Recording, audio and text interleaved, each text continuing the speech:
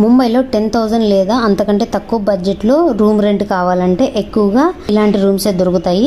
Deposit మాత్రం 35,000 నుంచి 50,000 వరకు అడుగుతారు. అయితే మనం కొంచెం ఓనర్ని రిక్వెస్ట్ చేసి మాట్లాడితే కొంచెం తగ్గించే ఛాన్స్ ఉంటుంది. కానీ ఎక్కువగా తగ్గించరు, 30,000కు మాత్రమే తగ్గిస్తారు.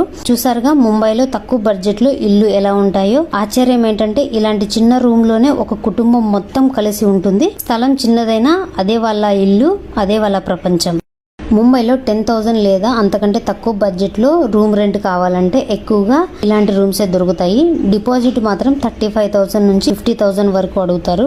అయితే మనం కొంచెం ఓనర్ని రిక్వెస్ట్ చేసి మాట్లాడితే కొంచెం తగ్గించే ఛాన్స్ ఉంటుంది. కానీ ఎక్కువగా తగ్గించరు, 30,000కు మాత్రమే తగ్గిస్తారు. చూసారుగా ముంబైలో తక్కువ బడ్జెట్లో ఇల్లు ఎలా ఉంటాయో. ఆశ్చర్యం ఏంటంటే ఇలాంటి చిన్న రూమ్ లోనే ఒక కుటుంబం మొత్తం కలిసి ఉంటుంది. స్థలం చిన్నదైనా అదే వాళ్ళ ఇల్లు, అదే వాళ్ళ ప్రపంచం.